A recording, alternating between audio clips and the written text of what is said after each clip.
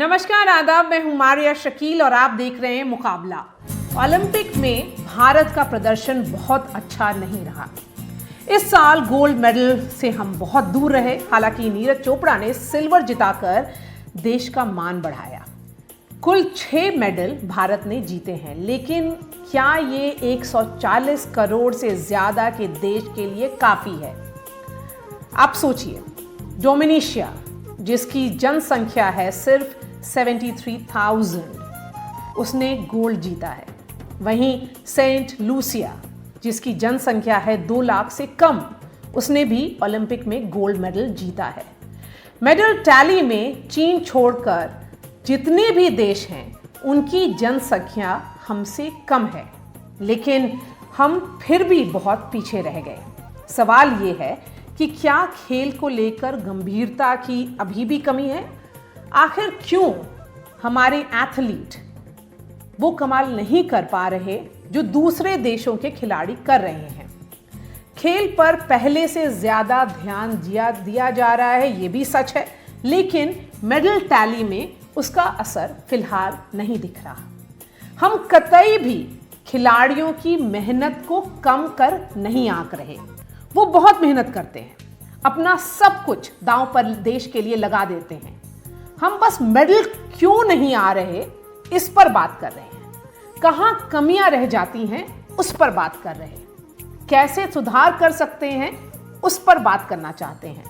मुकाबला में हमारा सवाल है आज का, 140 करोड़ का देश मेडल के लिए क्यों इतना तरसना पड़ता है? हमारे साथ जुड़ रहे हैं अमित खन्ना, इंटरनेशनल एथलीट हैं। परगट सिंह जी पद्मश्री और अर्जुना अवॉर्डी हैं। गुरु सतपाल सिंह फॉर्मर रेसलर हैं। सत्यनारायण चीफ कोच हैं पैरालंपिक कमेटी ऑफ इंडिया के। Shimon Sharif former Indian shooter. Rakesh Rao sports journalist. Pargat Singh ji, मैं सबसे पहले आपके पास आऊँगी। खिलाड़ी मेहनत करते हैं और शायद इसी का नतीजा रहा है कि हमको 6 मेडल्स मिले हैं, लेकिन ये भी सच है कि सेम अमाउंट जो 6 है, 6 मेडल्स से हम चूक भी गए क्योंकि वो उस पर हम 4th नंबर पे रहे। तो सवाल ये है कि 6 जीते 6 चूके, कहाँ पर हम चूक गए?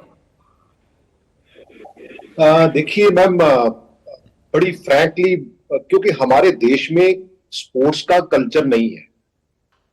क्योंकि being a sports person, being a sports administrator, now I am a politician, लेकिन हमारी जो मानसिकता है पॉलिसी मेकर्स की, पॉलिसी को एग्जीक्यूट करने की, क्योंकि हमारी मानसिकता जो है वो उस कल्चर के लिए नहीं बनी हुई।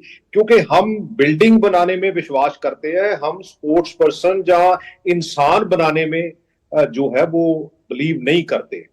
उसका एग्जाम्पल ये है कि देखो, हमारे जो गवर्नमेंट ऑफ इंडिया का स्पोर्ट्स बजट है, दैट इज मेयरली 0.0007%, मीन्स के 1,000 रुपए पीछे हम सिर्फ 7 पैसे जो है वो खर्च करते हैं।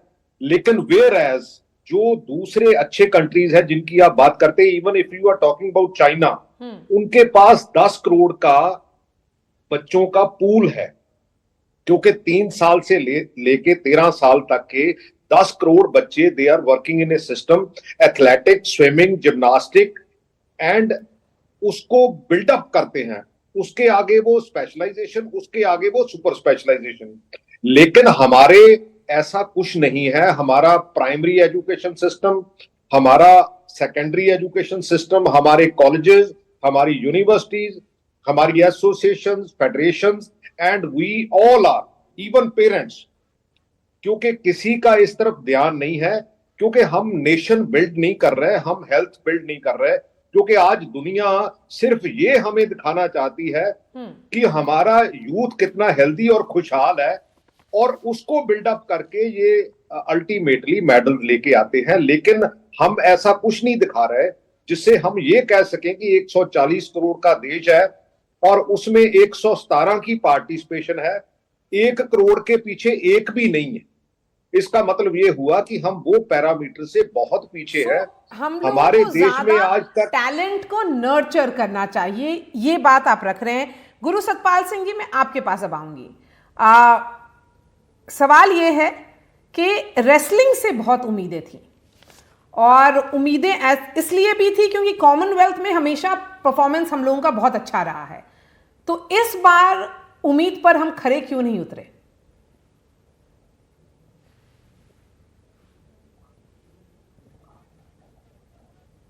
सतपाल सिंह जी। जी, मैं उनके पास आऊंगी फिर से। सत्यनारायण जी, मैं आपसे जानना चाहूंगी कि इस तरह के जितने एसोसिएशंस हैं, जैसे आपका हुआ, अधिकारियों और खिलाड़ियों में क्या कोऑर्डिनेशन की कमी है? क्या अंडरस्टैंडिंग की कमी है? क्या ये भी सच है कि कुछ सालों में जो डिमांड्स रहे हैं खिलाड़ियों के, वो स्पोर्ट्स अथॉरिटी ऑफ इंडिया हो या गवर्नमेंट ऑफ इंडिया हो, उसने फुलफिल भी किया है? एक एग्जाम्पल है शूटिंग का। लेकिन अगर आप देखिए इसको, तो क्या कोऑर्डिनेशन की कमी है, अंडरस्टैंडिंग की कमी है? कहां पे चूक गए हैं? सबसे पहले कोऑर्डिनेशन में भी कमी है। हम लोग फिजिकल एजुकेशन टीचर को अकाउंटेबिलिटी में नहीं ले रहा है। आजकल क्या हो गया, physical education teacher become like अ मार्शियल। वो सिर्फ 700 to 800 बच्चा है, एक दो फिजिकल एजुकेशन टीचर होता है, लेकिन उसका टाइम भी स्टडी का टाइम होता है। एंड अगेन स्कूल में चला गया, बच्चा को बोलता है तुम्हारा अटेंडेंस नहीं है, कम हो गया, तुम मार्क्स नहीं है, तुम होमवर्क नहीं किया। दिस ऑल बेसिक है। इसलिए क्या होता है, पेरेंट्स भी डिस्करेज करता है, अरे तुम खेलना नहीं है। कितना भी अभी तक स्पोर्ट्समैन बना है, 90% वो खुद ही स्पोर्ट्समैन बना है, कोई उसको नहीं बनाया। I am athlete, a national champion, I represent India. Again, the budget wise, 20 साल का बात नहीं करना अभी बजट का, अभी बहुत बजट है। वर्ल्ड में हमारा cash award government public sector क्या देता है उसका कंपैरिजन नहीं है। मेरा एथलीट 84 मेंबर्स पैरालंपिक में जा रहा है, 62 मेंबर्स आर करोड़पति है, करोड़पति। That means they got a huge money. ये हमारा बेसिक में स्कूल को अकाउंटेबिलिटी नहीं है। Again government you should see this health aspects, you should not see as a medal and certificate. Health को लेके आ जाओ, ऑटोमेटिकली कंट्री स्पोर्ट्स में अच्छा करेगा। इवन हमारा अभी हम लोग एक्सपोर्टेशन जो बात करता है, even I was there in the East Germany 1986 में भी ईस्ट जर्मनी में था। Even East Germany want to help us, even Russia wants to help us to sports अच्छा करने के लिए। हम लोग कर नहीं सका, इसलिए physical education is neglected. Physical education teachers सबसे इंपॉर्टेंट होता है। कोई भी स्पोर्ट्समैन पहले बनता है not from coach, not from physio, not from any technical things, automatic बन जाता है, उनकी किस्मत में रहता है। इसलिए नहीं, हम लोग खुद सेलेक्ट करता है। स्पोर्ट्समैन बॉडी से सेकंड अमित, आप पहले मुस्कुरा रहे हैं इस बात पर। ये आयरनी भी कहा जाएगा इस बात को कि अगर एक नर्चर करने का टैलेंट कल्चर नहीं है, और वो माइंडसेट के बारे में कहा जाएगा कि अगर प्राइमरी एजुकेशन, स्कूल एजुकेशन में शायद उसी वक्त से शुरू हो जाना चाहिए जैसे ही बच्चा 2 या 3 साल का हो, एक डायरेक्शन देने का कोई स्पोर्ट्स में आप घुसाएं, वो नहीं होता है। अमित, आपको अनम्यूट करना होगा। मैं बिल्कुल सहमत हूं सत्यनारायण जी से। देखिए, सबसे इंपॉर्टेंट जो एज की कैटेगरी है वो होती है चाइल्डहुड। महात्मा गांधी ने भी कहा your handwriting is set at a younger age. जब आप बच्चे को कोई भी टेक्निक सिखा सकते हैं, आप किसी भी दिशा में उसको डायरेक्शन दे सकते हैं, तो मैं ये कहूंगा कि एक स्कूल की मॉरल रिस्पॉन्सिबिलिटी होना चाहिए। गवर्नमेंट हर स्कूल को फंड्स देती है, एड, तो एक ऐसी एक लिमिटेशन सी डाल देनी चाहिए कि अगर आपने एक साल में 5 बच्चे इंटरनेशनल लेवल के नहीं निकाले तो आपकी ये फंड रोकी जाएगी या आपको ये फला स्कॉलरशिप दी जाएगी। मैं एग्जांपल दूं डीपीएस फरीदाबाद की। आज की डेट में रिदम जो ओलंपिक्स में गई है वो स्कूल की स्टूडेंट है। वर्ल्ड चैंपियनशिप में एक अता साजिद बच्चा जा रहा है, वो स्कूल का स्टूडेंट है। श्रेयांश त्रिवेदी स्कूल का स्टूडेंट है। मोहम्मद आरिफ स्कूल का स्टूडेंट है। तो अगर स्कूल से सपोर्ट मिले तो मैं नहीं सोचता कि इस टेंडर एज को हम कहीं भी लेके जा सकते हैं। अब एक बार अब आप मेरे को सिर्फ एक चीज बताइए कि नीरज चोपड़ा बनने से पहले कहाँ था, क्या सपोर्ट थी उसके पास? सो जो बेसिक लेडर है, जो सक्सेस के लिए एक सीढ़ी बनती है, वो बिल्कुल मिसिंग है यहाँ पे। अब मेरा बेटा खुद फास्टेस्ट बॉय ऑफ दिल्ली है, लेकिन मैं फरगट जी के टाइम पे we were big fans of him. अब मेरे को अगर अपने बेटे को हॉकी खिलानी तो मैं कहाँ लेके जाऊं? पूरे स्कूलों में, मेरे ख्याल से पूरी दिल्ली में 1 या 2 स्कूलों में हॉकी प्रमोट की जा रही है, अदरवाइज हॉकी धीरे धीरे पतन हो रही है। ये जो बच्चे हॉकी में मेडल लेके आए हैं, it is strictly there credit. जैसा कि सत्यनारायण जी ने कहा है कि जितने भी एथलीट बने हैं वो 90% अपनी कैपेबिलिटी से बने हैं। सरकार डेफिनेटली बेहतरीन स्कीम्स इंट्रोड्यूस की गई हैं अब टॉप्स, लेकिन एक चैंपियन बनने के बाद उस स्कीम को लेने के ज्यादा इंपॉर्टेंट है कि हर स्कूल की एक रिस्पॉन्सिबिलिटी फिक्स की जाए कि आप अपने स्कूल से इस साल में 5 बच्चे दोगे जो अंतरराष्ट्रीय स्तर पर मेडल दें देश को, या नेशनल चैंपियंस निकाले। एक बेसिक, कितने हजारों स्कूल है, कितना कंपल्सरी लाखों बच्चे एक हैं। वो सिस्टम शुरू करना चाहिए कि आपको स्पोर्ट्स में एम्फेसिस देना है और उसके अलावा नेशनल चैंपियंस देना है। राकेश राव, आप स्पोर्ट्स पे आपने इतने सालों लिखा है, इस बार कैसा असेसमेंट है आपका कि पेरिस ओलंपिक्स में हमारा परफॉर्मेंस ऐसा क्यों रहा? देखिए, पहली बात तो यह है कि ये मुझे समझ में नहीं आता, ये हमें अपनी आबादी, जब हमें मेडल नहीं मिलता तब हमें अपनी आबादी याद आ जाती है। ये मैं 1976 में मॉन्ट्रियल में गेम्स हुए थे, तब हमारी आबादी थी 600 मिलियन और इलस्ट्रेटेड वीकली का कवर स्टोरी था 600 million and not a bronze. आज मैं बैठा हूं उसके इतने सालों बाद, करीब 40 साल के बाद, मैं मतलब 40 साल से भी ज्यादा रहा था, और आज भी मैं वही देख रहा हूं कि 140 करोड़ की आबादी और सिर्फ 6 मेडल। हमारे लिए प्रॉब्लम क्या है सर? आप ये देखिए कि बेसिक हम लोगों की कंट्री की प्रॉब्लम क्या है या प्रॉब्लम्स क्या हैं। सच्चाई से देखिएगा, इसमें कोई इमोशनल होने की बात नहीं है, कुछ नहीं है। Let's look, make a reality check. हमें आजाद होके नियरली 77 ईयर्स हो गए, ठीक है? अभी कुछ दिनों में 77 कंप्लीट हो जाएंगे। इतने सालों में हम अगर अपने लोगों को रोटी, कपड़ा, मकान की जो बेसिक प्रायोरिटी, जो फर्स्ट 5 ईयर प्लान से हम लोगों ने लोगों को वादे किए, वो पूरे नहीं कर पाए, कोई बात नहीं, लेकिन हम इतने सालों में अभी तक अपने हर नागरिक को साफ पीने का पानी नहीं दे पाए। उसमें आप कहते हैं कि स्पोर्ट्स प्रायोरिटी हो सकती है? ये सुनने में बहुत अच्छा लगता है कि साहब ये होना चाहिए, वो होना चाहिए, टॉप स्कीम है, करोड़ों खर्च होते हैं।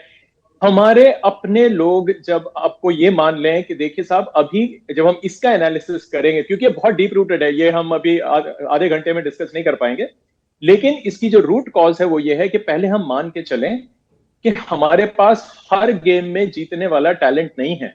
हमारे पास जो है, जैसे मान लीजिए कि जैसे हम नॉर्मली स्पोर्टिंग स्किल्स की जो बात करते हैं, मतलब स्पोर्ट्स में जो बात करते हैं, स्ट्रेंथ, स्टैमिना, स्पीड और स्किल। तो अगर आप देखें कि जहां स्पीड है बहुत ज्यादा, उसमें हम पीछे, जहां स्टैमिना चाहिए वहां हम पीछे, जहां पे स्पीड चाहिए और आपको स्ट्रेंथ चाहिए वो सब में हम पीछे, लेकिन जहां स्किल फैक्टर है वहां हम थोड़े बहुत ठीक है। शूटिंग ले लीजिए, आप शतरंज ले लीजिए, बिलियर्ड्स एंड स्नूकर ले लीजिए, हमारे पास एक 25 टाइम वर्ल्ड चैंपियन है पंकज अडवाणी, इन सब में आपको वो नहीं चाहिए। तो कुछ ऐसी चीजें हैं, शतरंज है जैसे, बहुत सारे ऐसे गेम्स हैं जहां पे कि हम स्किल बेस्ड हैं, वहां पे हम फिर भी ठीक है।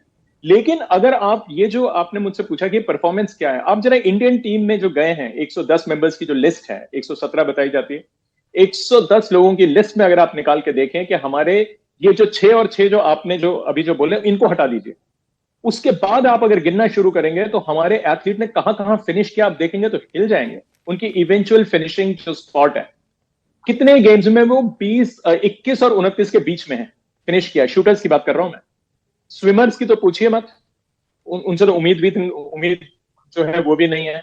एक इक्वेस्ट्रियन का है, वो 59 में से 55 आया है। गोल्फ में 2 लोग हैं जो 60 में से एक 40 आया, एक 41 और एक 45 आया है। तो ये सब चीजें अब पीछे छुप गई हैं, क्योंकि डिस्कशन ये नहीं कि और इन लोगों के ऊपर पैसा खर्चा किया है, टॉप स्कीम के अंडर आपने लोगों को सपोर्ट किया, आप एक एक के ऊपर खर्चा देखिए, 56 लाख, 1 करोड़ प्लस, एक एक का मैं नंबर्स देख रहा था, कमाल की स्पेंडिंग है। लेकिन ये गवर्नमेंट का टैक्स पेयर का पैसा है ये, ओके, मैं ये नहीं कह रहा हूं कि पैसा खर्च करना बंद कर दीजिए, लेकिन जब हम एनालाइज करते हैं इस सबको देखिए आप कि हमारे पास पहले नहीं आते थे मेडल, अब आ रहे हैं, और अब क्यों नहीं आ रहे हैं। अभी जैसे आपने कहा कि हम 6 लोग ऐसे हैं जो कि 4th आए हैं। यकीन मानिए किसी भी स्पोर्ट्स में जहां मेडल दिए जाते हैं, आप 14वें आ जाएं, 40वें आ जाएं, कोई बात नहीं, मगर 4th ना आए। क्योंकि फोर्थ में जितना आपको दुख होता है उतना किसी में नहीं होता, और इसीलिए हम वो 6 की गिनती गिना रहे हैं क्योंकि हमारे पास मिस हुए हैं मेडल्स। और जो हम लोगों का जो लीस्ट सेलिब्रेटेड मेडल है, आयरॉनिकली एक सिल्वर है, लेकिन उसको हमने शायद इस गेम्स में सबसे कम सेलिब्रेट किया है, क्योंकि जैसे सिल्वर आया सब दुखी लग रहे थे कि साहब सिर्फ सिल्वर ही आया, अरे एक ही आया हमारे पास पूरे गेम्स में से। सो हमारी मानसिकता जो है इसके ऊपर I can go on and on, लेकिन सच इस वक्त तो मैं अपनी बात यहां रोक रहा हूं। ये कह रहा हूं कि हम जैसे ऐसे एनालाइज करेंगे कि साहब हमारी आबादी इतनी ज्यादा है और मेडल नहीं आते हैं, इसको आप इस यार्डस्टिक पे ना देखें, क्योंकि हमारी कंट्री की वो प्रायोरिटी नहीं है और कोई लेना देना नहीं है कि आपके पास लोग कितने हैं। चाइना का सिस्टम अगर आप हमसे ले रहे हैं, चाइना की जो दे गवर्न डिफरेंटली, उनके पास गवर्नमेंट अलग है, उनका स्पोर्ट्स के लिए उनका अप्रोच अलग है, फंडिंग तो जैसे सतपाल जी ने कहा और उससे पहले भी कहा बहुत ज्यादा है। मतलब आई एम सॉरी, इससे पहले जो मेरे जो स्पीकर थे उन्होंने कहा, मैं कहना ये चाह रहा हूं आपको कि आप बहुत सारी चीजें मिक्स कर रहे हैं यहाँ पे, बट टू से इट, अभी जैसे सत्या जी ने जो बात कही इससे पहले सही कहा था, हमारे यहाँ स्पोर्ट्समैन बनते हैं, बनाए जाते हैं वाले कम है, खुद जो अपनी बिल्कुल जो उसमें जो इतनी भी उसकी जो एक जिद है, उसमें जो एक जुनून है, उससे वो बन गया तो बन गया। बाकी ये सिस्टम जो आप टॉप स्कीम देख रहे हैं, ये सब इसमें बहुत सारी अच्छी चीजें भी हैं, मैं ये नहीं कह रहा ये सारा खराब है, लेकिन इसमें वेस्टेज बहुत है, यकीन मानिए। वेस्टेज की आपने बात कही तो इसलिए आप आइए इसी डिस्कशन में। शिमोन शरीफ, शूटिंग में 3 ब्रॉन्ज इस बार आए हैं। यूजुअली ये जो है स्पेस में इंडिया ने ज़्यादातर परफॉर्मेंस ज़्यादा अच्छा नहीं किया था। जैसे मनु भाकर ने इंडिया का मेडल टैली का ओपनिंग किया, उसके बाद उनको सेकंड ब्रॉन्ज भी मिला। तो शूटिंग में इन्वेस्टमेंट हो रहा है, बॉक्सिंग में, एथलेटिक्स में, टेबल टेनिस, रेसलिंग, सब में हो रहा था कि कुछ ना कुछ मिलेगा, लेकिन ऐसा कुछ नहीं रहा। तो शूटिंग में कहाँ पर हम कमी है और क्या कर सकते हैं? और क्योंकि अगर शूटिंग की बात करें तो उसमें भी एक हमारा चौथा पोजीशन है अर्जुन बाबूता का। एक पोजीशन नहीं है शूटिंग में चौथा, शूटिंग में 3 चौथे स्थान पर आए, अर्जुन बबूता, मनु भाकर 25 मीटर पिस्टल में जब वो तीसरे पदक के लिए ट्राई कर रहे थे, और तीसरा जो है वो mixed skeet team, Anandjeet Singh Naruka and Maheshwari Chauhan की टीम, वो भी 4th आए। सो 3 पदक, 3 ब्रॉन्ज मेडल और 3 ऐसे शूटर जो चौथे स्थान पर आए। तो मुझको लगता है काफी कहीं हद तक ये काफी सेटिस्फाइंग परफॉर्मेंस रही है इंडियन शूटर्स की। आपको याद होगा इससे पहले इंडियन शूटर्स के 2 मेडल थे 2012 ओलंपिक्स में, उसमें 1 सिल्वर जरूर था विजय कुमार का और 1 ब्रॉन्ज था गगन नारंग का। तो इस बार 3 मेडल भी हैं और 3 शूटर जो कि 4th प्लेस पे आए। तो मुझे लगता है ये one of the best performances है इंडियन शूटर्स की ओलंपिक्स में। बट ये बात भी बोलना सही होगा कि अभी हम इसमें और भी अच्छा परफॉर्म कर सकते थे इस बार, और कहीं ना कहीं शूटर्स एक टॉप 2, टॉप 3 में दिखे फाइनल्स के वक्त, और काफी later stages of the final में जाकर वो कहीं ना कहीं स्लिप हो गए। तो मुझे ऐसा लगता है कि कहीं ना कहीं एक मेंटल स्ट्रेंथ के ऊपर एक क्वेश्चन मार्क आया है छोटा सा शूटर्स के। अर्जुन बबूता की अगर बात करें तो वो बिल्कुल टॉप 2 में, एक पॉइंट ऐसा था, एक टाइम ऐसा था जब वो चाइनीज शूटर जिन्होंने गोल्ड जीता है शेंग, उनसे सिर्फ 0.1 पीछे थे। वो 0.1 बहुत ही कम मार्जिन होता है इवन शूटिंग स्पोर्ट में, और बस कुछ ही लास्ट के 3-4 शॉट्स में उनसे गड़बड़ हो गई और स्लिप होकर वो 4th हो गए। ऐसी मनु भाकर भी टॉप 2, टॉप 3 में चल रही थी। हालांकि मनु की परफॉर्मेंस ओवरऑल बहुत अच्छी रही है, वो पहली भारतीय बनी है एक ही ओलंपिक्स में 2 मेडल जीतने वाली। बट उसके अलावा वो 25 मीटर में भी बहुत ही स्ट्रॉन्ग पोजीशन में थे मेडल जीतने के लिए, लेकिन वही फिर से लास्ट मोमेंट्स में, लास्ट कपल ऑफ शॉट्स में वो स्लिप होके शूट ऑफ में चली गई। वेरोनिका मेयर जो हंगरी की शूटर है, उनके साथ शूट ऑफ हुआ।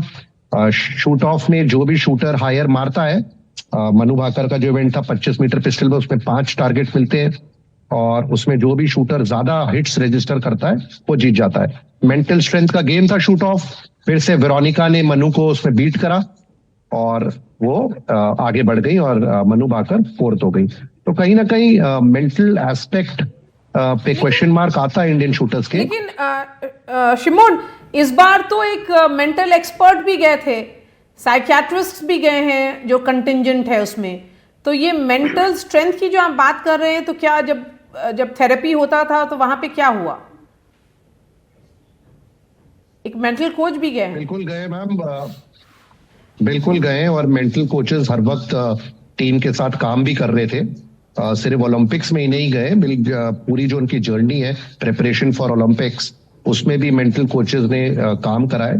बट कहीं ना कहीं इस बात की थोड़ी जांच होनी चाहिए कि कौन सा सिस्टम फॉलो हो रहा है मेंटल ट्रेनिंग का, क्या वो इफेक्टिव है, क्या वो उतना ही स्ट्रांग है जितना चाइना और बाकी देश फॉलो कर रहे हैं। ठीक है। क्योंकि आप देखिए चाइनीज शूटर्स को उन्होंने कोई भी मेडल हाथ से इतनी आसानी से नहीं जाने दिया, चाहे वो पीछे भी गुरु चल रहे हो, सतपाल लेकिन सिंह उन्होंने जी, लास्ट में आके रेसलिंग में सबसे silver ज्यादा gold जीता। उम्मीदें थी, कॉमनवेल्थ में भी हम लोगों ने अच्छा परफॉर्मेंस किया, लेकिन इस बार सबसे ज्यादा डिसअपॉइंटमेंट वही रहा। तो नहीं है। देखो, जहाँ तक एक ही मेल पहलवान था, अमन सहरावत, और पिछले 2008 से कोई भी ओलंपिक ऐसा नहीं है कि जिसमें कुश्ती में मेडल नहीं है। पिछले ओलंपिक में तो हमारे 3 मेडल, 2 मेडल थे, एक सिल्वर था, एक ब्रॉन्ज था। तो आज अभी विनेश का सिल्वर मेडल आ गया था। तो क्या है कि सिस्टम हमारा जो है सब जगह, अभी छतरसाल स्टेडियम एक बहुत छोटी सी जगह है, और आप वहां से देखो कि पिछले साल कितने सालों में Asian gold medal, Commonwealth gold medal, Olympic medal. तो क्या है कि एक सिस्टम हमारा बन जाए। अब आज क्या है, आज हम बैठ के डिस्कस कर रहे हैं, हम ये 40 मिनट डिस्कस कर लेंगे।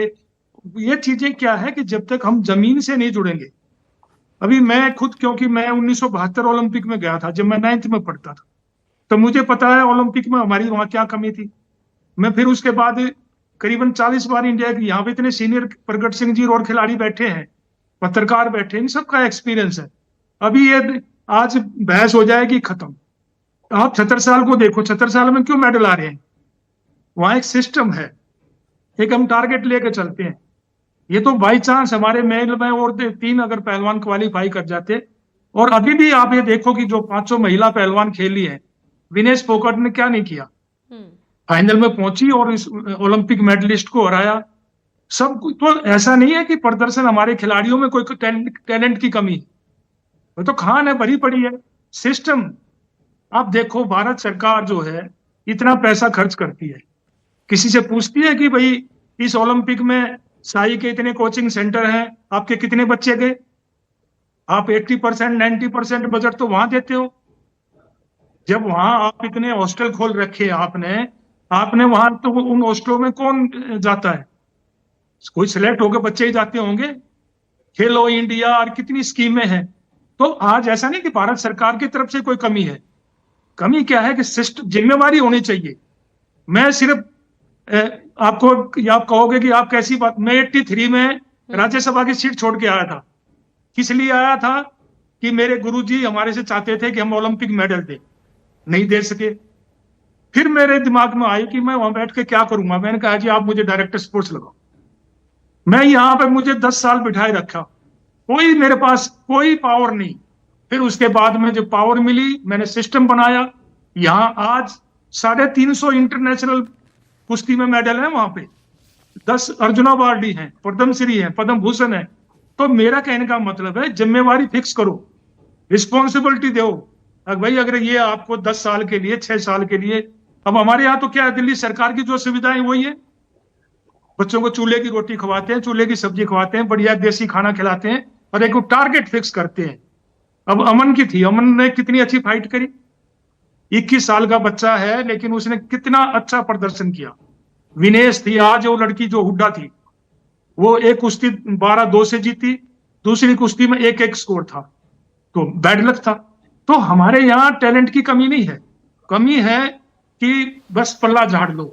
नहीं, मेरे को एक नशा था, मेरे से लोग कहते थे, जब मैं यहाँ आया मैं कहता था कि भाई मैं ओलंपिक मेडल लेने के लिए आया हूँ। हाँ, वहां पेड़ पर लटके हैं मेडल, सतपाल उतार के लाए। आज 6 मेडल है मेरे शिष्यों के ओलंपिक के। तो एक टारगेट लेके चलो, सबकी जिम्मेवारी लगाओ, जो सीनियर खिलाड़ी हैं, जो रिस्पॉन्सिबिलिटी दो, उनको पावर दो, तो क्यों नहीं मेडल आएंगे। हमारे यहाँ तो खान है भरी पड़ी, इतना टैलेंट है। क्या टारगेट है बच्चों का? नौकरी। माँ बाप गरीब हैं। अब हमारे यहाँ बच्चों के माँ बाप सवेरे दूध की डोली लेके आ रहे हैं, मक्खन लेके आ रहा है, दही लेके आ रहा है, और वो खिलाते हैं। अब उसके पास पैसा नहीं है, वो अपनी जमीन बेच के बच्चों को खिला रहा है, और उसके बाद में वो बच्चे मेडल जीतते हैं। अमन के माता पिताजी, जब ये 11 साल का मेरे पास आया तो इसके माता भी और पिता भी दोनों गुजर गए थे, और आज देखो अमन को हमने कहाँ पहुंचाया। टैलेंट था, हमने उसमें देखा कि भाई ये टैलेंट है बच्चे में, तो इसीलिए एक जिम्मेवारी और सिस्टम होना चाहिए। जब मेरा टारगेट था, मैं आज भी बता रहा हूं, आज अमन का मेडल आया, हम खूब खुश हैं, लेकिन जो मेरा लक्ष्य था इस साल ओलंपिक गोल्ड मेडल का, वो अभी रह गया। तो 2028 में मैं उसको लेके चलूंगा। सब कुछ आजमाया और तब मैंने माना कि सिर्फ सच्ची सहेली ही है महिलाओं के उन मुश्किल दिनों की हर समस्या, जैसे कठिन दर्द, अनियमितता, खून की कमी, थकान व कमजोरी जैसी सभी प्रॉब्लम्स के लिए नंबर 1 औषधि एवं tonic. UEM Jaipur is a perfect target for prospective students aspiring for good jobs, good education with future-ready skills. बढ़ते पोल्यूशन और बदलते मौसम के साथ सर्दी, खांसी, जुकाम एक आम बात है। ऐसे में लीजिए मुल्तानी कुका कफ सिरप, ताकि बदलते मौसम के साथ आप न बदले। ये बात भरोसे वाले किस्से कहानियों की है। ये बात राजस्थान और राजस्थानियों की है। राणा के भरोसे पर चेतक करता कमाल था। पृथ्वीराज के बाण पर कब और किसे सवाल था। ये भरोसे वाली बात पन्ना धाय जैसे बलिदानियों की है। ये बात भरोसे वाले किस्से कहानियों की है। ये बात राजस्थान और राजस्थानियों की है, भरोसे की उसी विरासत के साथ। NDTV राजस्थान, अब राजस्थान की धरती से।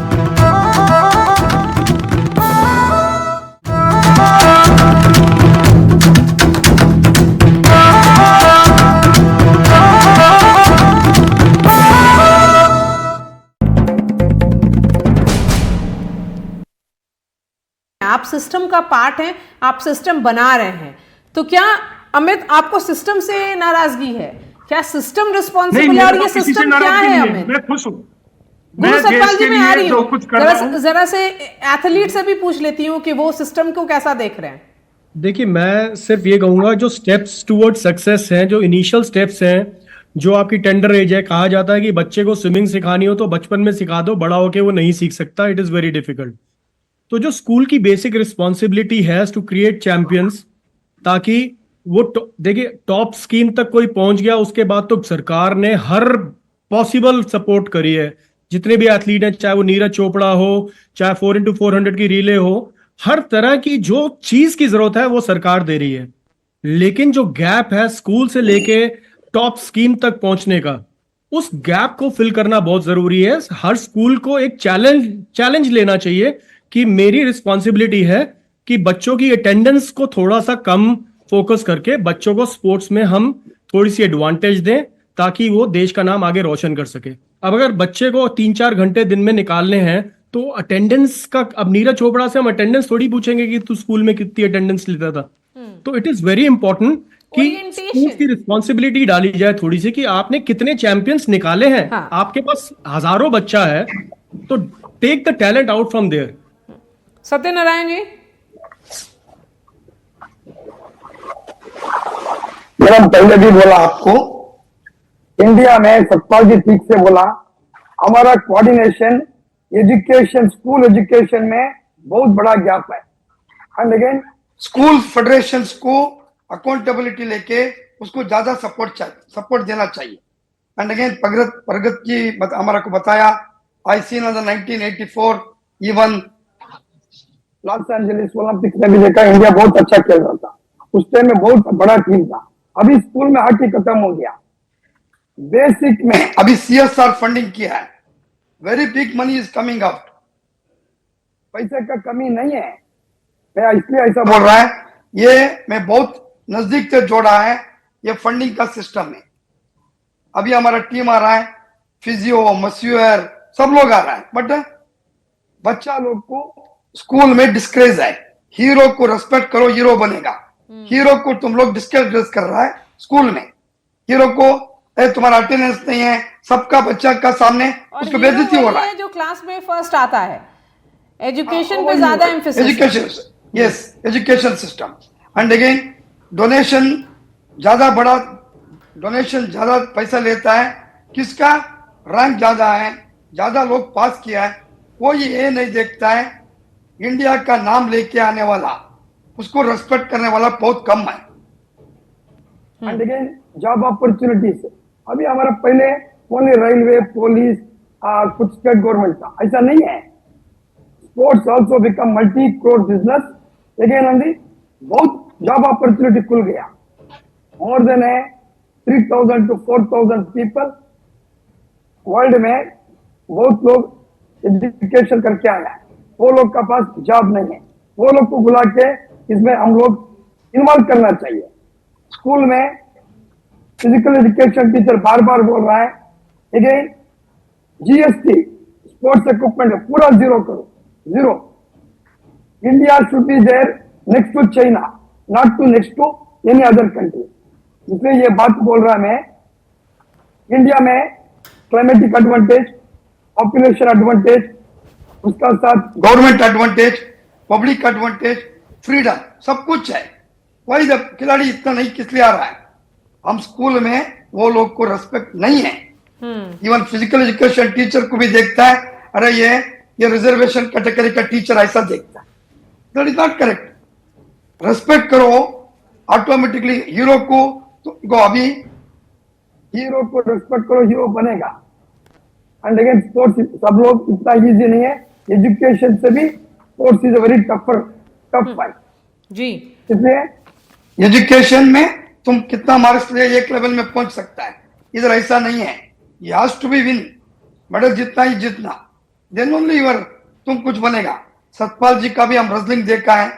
सतपाल, इवन इंडिया में टैलेंट का कमी नहीं है, रूरल एरिया में इंडिया में टैलेंट का कमी नहीं है, is the big takeaway that's coming from Satyanarayan ji. और जो उन्होंने बोला परगट सिंह जी कि पैसे की कमी नहीं है, टैलेंट की कमी नहीं है, एटीट्यूड में प्रॉब्लम है, माइंडसेट में प्रॉब्लम है और ओवरऑल एजुकेशन सिस्टम में प्रॉब्लम है। Yes, definitely. क्योंकि देखो, किसी भी देश का जो, मैं तो इसको कैरेक्टर से जोड़ के देखता हूं, जेनेटिक्स से जोड़ के देखता हूं कि ये सारी चीजें जो है एक नेशन बिल्डअप करने में, क्योंकि मैं सिर्फ मेडल्स की बात नहीं करता, अदरवाइज हमारा जो हेल्थ पैरामीटर्स है वो हम कहां जा रहे हैं। अगर हम चाइना की बात ही कर लें, उनके पास 10 करोड़ का पूल है, हमारे पास 1 करोड़ स्पोर्ट्स पर्सन का पूल भी नहीं होगा। और पिछले 30 सालों में उनकी नेशन की 2.5 इंचेस हाइट इंक्रीज हो गई ऑफिशियली। क्यों? क्योंकि उन्होंने 50% जो हेल्थ का बजट है that divert to the human resources and development. और उससे, क्योंकि वो इंसान बनाना चाहते हैं, हम बिल्डिंग बनाना चाहते हैं। वो सोचते हैं कि हम इंसान बना देंगे, वो अपने आप अपना रोटी का पैदा कर लेंगे और अपने देश के लिए कुछ ना कुछ करेंगे। लेकिन हम बिल्डिंग बनाना चाहते हैं, इंसान बनाना नहीं चाहते। ये पॉलिटिकल सिस्टम का भी माइंडसेट है, ब्यूरोक्रेटिक सिस्टम का भी माइंडसेट है, और मैं तो ये कहता हूं कि ये लोगों का भी माइंडसेट है, पेरेंट्स का भी माइंडसेट है। कितने पेरेंट्स हैं जो अपने बच्चों को, अगर मैं कहता हूं कि कम फैसिलिटीज भी है, लेकिन कितने पेरेंट्स हैं जो बच्चों को ग्राउंड में लेके जाते हैं ना, वो गैजेट्स देके टीवी के सामने या अदरवाइज अपने रूम में तो बिठा सकते हैं, लेकिन ग्राउंड में नहीं ले जा सकते, क्योंकि ये किसी एक की रिस्पॉन्सिबिलिटी नहीं है। हम कहें सिर्फ सरकार की रिस्पॉन्सिबिलिटी है, हमारे सिस्टम की रिस्पॉन्सिबिलिटी है, वी ऑल आर रिस्पॉन्सिबल। तो हमें सबको अपने देश के लिए और देश की हेल्थ के लिए, क्योंकि ये देखते हैं दुनिया में कि हमारा देश जो है, हमारे यंगस्टर है, कितने हेल्दी और खुशहाल है, इससे आंका जा रहा है कि हाँ भी आपके मेडल कितने हैं। आप मेडल की तो बात ही छोड़ो, क्योंकि हमारे पास तो वो पूल भी नहीं है। तो इसलिए हमें, मेरा ख्याल है कि अगर आज भी शुरू करें तो हमारे, क्योंकि कोई कल मेरे को पूछ रहा था कि 2028 में क्या होगा, 2028 में भी यही होगा। हम एक ऐसी डिस्कशन करेंगे हम 2036 की या 2040 की बात करेंगे तो तब आज हम उसके लिए ले डाउन पॉलिसीज बना के और आहिस्ता आहिस्ता उसको बिल्डअप करेंगे। अगर आपने बोला पॉलिसीज, तो इस पॉलिसीज पे अब चर्चा करते हैं। राकेश राजू, एक छोटा सा ब्रेक लेंगे, लेकिन उससे पहले आप ये पॉलिसीज की बात करते हैं, तो ये क्या एजुकेशन सिस्टम में चेंज की ज़रूरत है? अगर मनी है, पैसे की कमी नहीं है, एथलीट्स की भी कमी नहीं है, बहुत सारे ऐसे स्कूल्स हैं जहाँ पे टैलेंट है, लेकिन एटीट्यूड में प्रॉब्लम है। जो क्लास में नंबर 1 आता है वो वही फर्स्ट आता है जो अच्छे से पर्चा अपना भरेगा। देखिए वही है ना, दिस इज हमारा एजुकेशन सिस्टम वो पूरा रिलाई करता है what can you reproduce by rote. आपने क्या रट्टा मारा है, कितना आपने याद किया है, कितना आप रिप्रोड्यूस करते हैं आंसर शीट पे। दैट इज हाउ आपका जो टैलेंट है या आपके मार्क्स हैं वो उसके ऊपर डिपेंड करता है। अब उसको आप चेंज नहीं कर सकते हैं। तो पेरेंट्स का जो आउटलुक ये है कि साहब आप पहले आप थोड़ा कुछ कर लें, नौकरी मिल जाएगी कम से कम, अगर एक डिग्री आ जाएगी, कुछ आ जाएगी। खेल has never been a priority in this country, जो मैंने आपको पहले ही बताया। और ये हर ओलंपिक्स के बाद अगर हम ऐसे डिस्कशन करेंगे कि साहब ये क्या होता है हमारे साथ, हम वहीं रहेंगे। जैसे परगत जी ने अभी कहा कि चाहे वो 2028 हो या फिर 2032 हो, हम यही डिस्कशन करते रहेंगे, क्योंकि जो प्रॉब्लम है, और हम ये जो बार बार कहते हैं, अभी मेरे इसी पैनल पे काफी दोस्तों ने कहा मेरे कि टैलेंट की कमी नहीं है। यकीन मानिए, मैं जब जर्नलिज्म में करीब 40 साल पहले आया, मैं भी यही सोचता था कि टैलेंट की कमी नहीं है। शायद टैलेंट की कमी है भी नहीं, मगर वो टैलेंट ढूंढने की कमी है। हमारे पास क्या वो आंखें हैं जो टैलेंट को देख पाती हैं? क्या हमारे पास वो प्रशिक्षक हैं जो कि वेल ट्रेन्ड हैं? हमारे वो NIS के कोचेज ऐसे हैं जो अपनी नॉलेज एक बार डिग्री लेने के बाद उसको अपग्रेड करते ही नहीं है। रूल चेंजेस, रूल के इंटरप्रिटेशन चेंज होते हैं, वो अपने प्लेयर को बताते ही नहीं है। मैंने ऐसे हॉकी के भी मैंने कोचेज ऐसे ऐसे देखे हैं। और एक चीज मैं यहाँ पे जोड़ना चाहूंगा, जैसे अभी ये कहा गया कि सब स्पोर्ट्स की प्रायोरिटी नहीं है, बिल्कुल करेक्ट है कि जिस तरह एक स्कूल में एक स्पोर्ट्स टीचर की या PT टीचर की, जो कि गांव वगैरह में उनको बोलते हैं जी मास्टर जी, PT मास्टर, उनकी इज्जत सबसे कम है, शायद उनके लिए छह भी नहीं है वहां की अलग से। उसी तरह मेरा जो एक एक्सपीरियंस रहा है स्पोर्ट्स मिनिस्टर के मतलब कमरे के अंदर, स्वर्गीय सुनील दत्त जी उस टाइम स्पोर्ट्स मिनिस्टर थे, मैं उनके कमरे में बैठा हुआ था, उनका उस टाइम नया नया उनका अपॉइंटमेंट हुआ था। तो एक और उनके कोई दोस्त आए, मंत्री थे वो भी, उन्होंने उनको बोला, सुनील तू चिंता मत कर यार, तुझे स्पोर्ट्स मिनिस्ट्री दी गई है यूथ अफेयर्स के साथ, तू मेहनत करेगा तो तुझे अच्छी मिनिस्ट्री मिल जाएगी ना। ये आउटलुक है एक कैबिनेट मेंबर का, एक कैबिनेट कमेटी का मेंबर है, उसका ये आउटलुक है दैट लेवल। तो ये एक हमारी मानसिकता जिसके ऊपर इससे पहले भी बात हुई थी, मैं उसी मानसिकता को हाईलाइट कर रहा हूं कि ये एक स्कूल से लेके कैबिनेट कमेटी के अंदर, इन यूनियन कैबिनेट में भी अगर यही है कि यार स्पोर्ट्स मिनिस्ट्री मिली तुझे, कोई बात नहीं यार, अगले रीशफल में तुझे और अच्छा मिल जाएगा। अगर ये प्रायोरिटी है तो यकीन मानिए what a statement it is, कि आपने स्पोर्ट्स को सिर्फ उस वक्त आपने तवज्जो दी है जब कोई इवेंट होता है, और फिर आप on the floor of the house you will say क्या बात है, इतनी आबादी हो गई, इतना पैसा खर्चा हुआ, मेडल नहीं आए। जिसने 3 साल और मतलब पूरे मतलब ऑलमोस्ट 4 ईयर के साइकिल में, सिवाय कॉमनवेल्थ के जहां पे हम लोग नॉर्मली अच्छा करते हैं क्योंकि उसका स्टैंडर्ड हर गेम में उतना हाई नहीं है, एशियन गेम्स में उससे थोड़ा सा और भी थोड़ा सा डाउन हो जाता है हमारा परफॉर्मेंस, और वर्ल्ड चैंपियनशिप्स एंड ओलंपिक्स में और नीचे आ जाता है। एक रोष आ जाता है, ये रोष उनका है जिनको स्पोर्ट्स का ढेले भर का नहीं पता है। ये लोग आके टेलीविजन सेट्स मतलब स्टूडियोज में, डिबेट्स पे, सोशल मीडिया पे आके ऐसे ऐसे लाइन मारते हैं आपको, मुझे अचंभा होता है कि ये लोगों ने स्पोर्ट्स से कोई लेना देना नहीं है इनका, इनको सिर्फ 3 मिनट का फुटेज चाहिए। इस पैनल में सारे एक्सपर्ट्स के साथ हैं जो, और हम लोग शायद एक सोल्यूशन ओरिएंटेड डिस्कशन करने की कोशिश कर रहे हैं, समझने की कोशिश कर रहे हैं ऐसा क्यों हुआ कि 140 करोड़ का ये देश हिंदुस्तान, लेकिन मेडल के लिए हम इतना तरसते क्यों हैं। एक छोटा सा ब्रेक और डिस्कशन जारी रहेगा।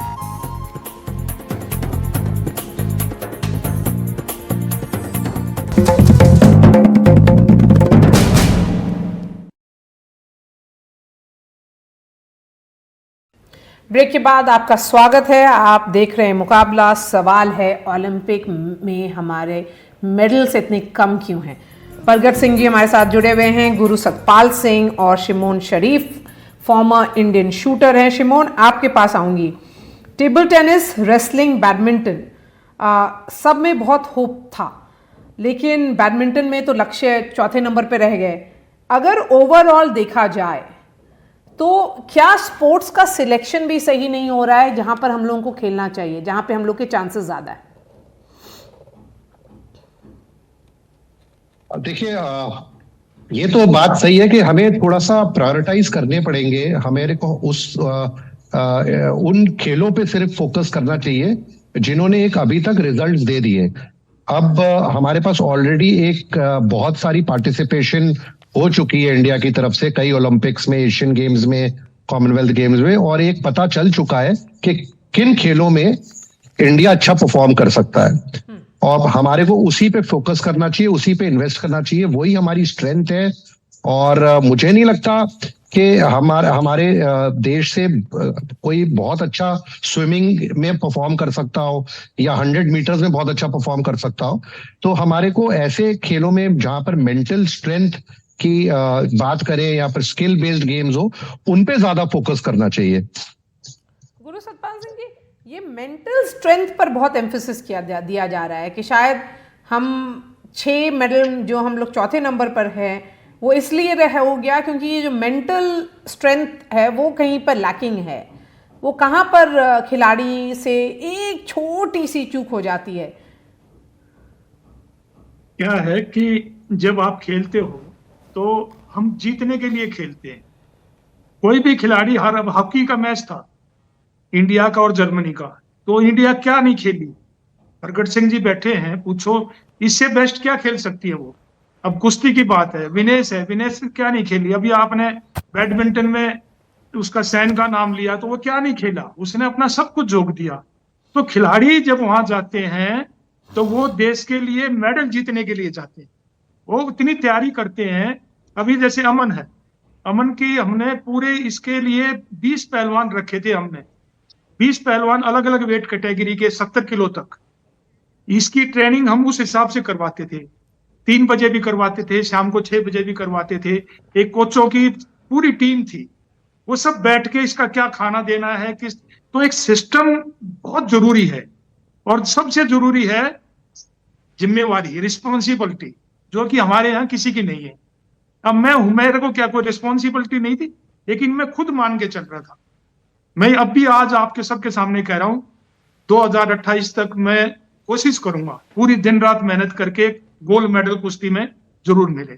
क्या है कि इंडिविजुअल गेम में हम ज्यादा मेडल जीत सकते हैं। अब जैसे हॉकी थी, क्या नहीं खेले हॉकी वाले, कितनी उन्होंने मेहनत करी होगी, किस एक से, क्योंकि मैं हॉकी से भी जुड़ा हुआ हूं, मैं हर गेम से जुड़ा हुआ हूं, मैं सब खिलाड़ियों से। अभी प्रगट सिंह जी से आप पूछो, इनको क्या सरकार जब ये प्रैक्टिस करते थे क्या मिलता था डाइट में, क्या उसमें मिलता था, तो सब घर से खाते हैं। जहां मैं यही बात कह रहा था, फर्क हो गया नहीं, भारत सरकार ने बहुत पैसा दिया है, सब इतना, राज्य सरकारें इतना पैसा दे रही हैं, एक गोल्ड मेडल लाओ आप 5 करोड़ रुपए, तो और क्या चाहिए। लेकिन सिस्टम, जिम्मेवारी, आप जब इतना पैसा खर्च कर रहे हो और आपके खिलाड़ी इंटरनेशनल लेवल पे, ओलंपिक लेवल पे खासकर, क्यों नहीं हम अच्छा प्रदर्शन कर रहे, जिम्मेवारी हो उसको जो मांगे। मान लो मैं कोच हूं, मैं अगर सरकार मुझे 6 साल के लिए एक टीम देती है तो मेरी जिम्मेवारी होनी चाहिए, भाई इतने मेडल चाहिए, आप जो आपको चाहिए, कितना तो कंपटीशन, कितनी डाइट, क्या जी एसोसिएशन की होनी चाहिए या कोच की होनी चाहिए, किसकी जिम्मेदारी होनी चाहिए? अब देखो, मैं एसोसिएशन की और मैं और किसी के बारे में नहीं कहूंगा। मेरा कहने का मतलब ये सरकार का काम है, जो इसकी जिम्मेवारी है, जिनकी जो इस पे एक्शन ले सकते हैं, चलिए, तो उनको सिस्टम बनाना चाहिए मिलके। किसी की बुराई करने से या किसी को क्रिटिसाइज करने से मेडल नहीं आएंगे। तो चलिए, मेडल आएंगे मेहनत करने से। बस बहुत कम वक्त है शो में, इसलिए प्रगट सिंह जी आप बोले, उसके बाद सबको 1-1 मिनट का टाइम मिलेगा। देखिए, मैं तो ये कहता हूं कि बजट बहुत कम है, टेक्निकल एस्पेक्ट बहुत कमजोर है हमारे। इवन के अगर हम कहें कि फिजिकल एजुकेशन टीचर जो है, अगर उनकी आप जो ट्रेनिंग प्रोग्राम देखोगे तो हम वे बिहाइंड है दुनिया से। क्योंकि अगर हमने उस इनिशियल स्टेज पे काम करना है, क्योंकि ये ठीक है, सतपाल जी और राकेश जी बहुत एक्सपीरियंस्ड लोग यहाँ बैठे हैं, लेकिन जब नेशन की बात आती है तो ये बजट कुछ नहीं है। स्टेट्स का कुछ नहीं है। हमारी जो एसोसिएशंस एंड फेडरेशंस है उसमें बहुत कम ऐसे लोग हैं जो उसको विजुलाइज करते हैं। इवन हमारा जो ओलंपिक मूवमेंट का, इवन हमारे कंट्री का जो इंटरनल स्ट्रक्चर है उसके ऊपर बहुत किंतु परंतु है। स्पोर्ट्स हमारी लास्ट प्रायोरिटीज है, क्योंकि स्पोर्ट्स में तो हमें ये देखा जाता है कि कोई ब्यूरोक्रेट इसको लेने को तैयार नहीं है, कोई पॉलिटिशियन इसको हेड करने को तैयार नहीं है, बातें बहुत करते हैं।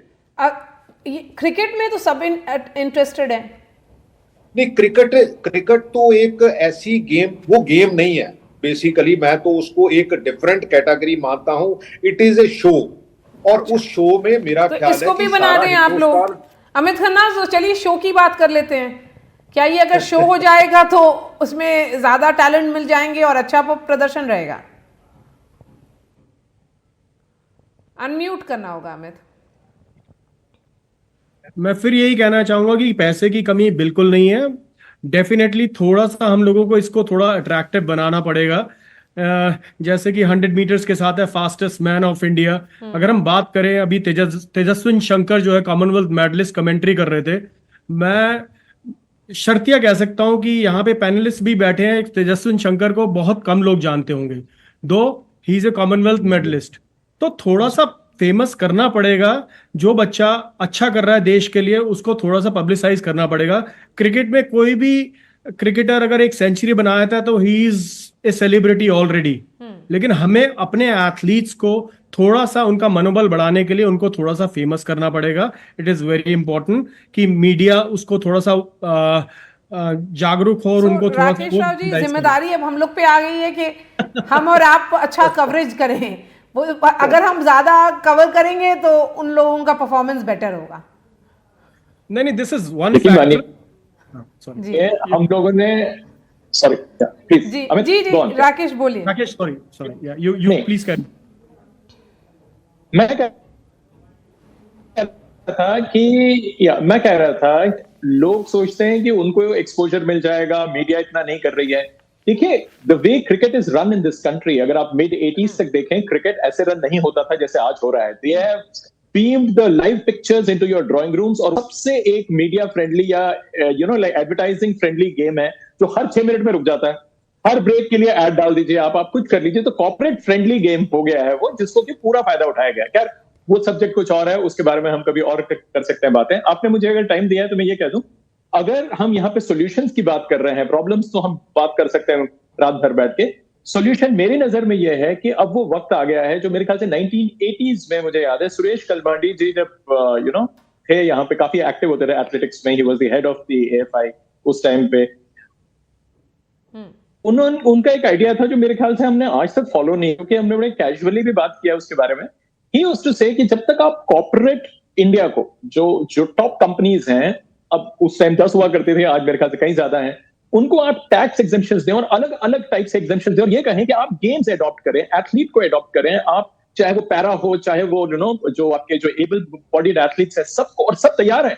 आप आजकल, क्योंकि सोशल मीडिया पे आप इतने फेमस हो जाते हैं, वो सुरेश कलमाडी जी के दिन नहीं है। आजकल सोशल मीडिया पे with in minutes you can be a superstar.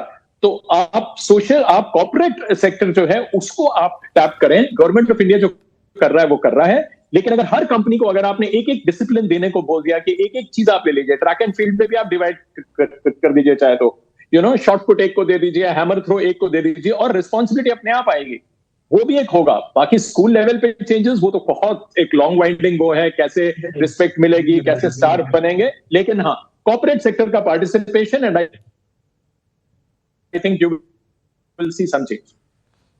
Satyanarayan ji 30 seconds आपको दे रहे हैं इस डिस्कशन को रैप अप करने। कोई भी गेम है, क्रिकेट है, एथलेटिक्स है, हम जीतने का स्टार्ट हो गया, ऑटोमेटिकली वो बढ़ जाएगा। हम लोग कब नहीं जीत रहा है। देखो, एक टाइम बैडमिंटन इतना फेमस नहीं था। When you are won the badminton लोग देखें, इवन हॉकी हम लोग कमेंट्री सुनता था। क्रिकेट अभी कैसा सुन रहा है ऐसा। अभी इंडिया में सभी लोग मिलके, this are all the federation, that is a national property. सभी लोग विल्सी एंड फैंसी का बंद करना है, that is a national property है।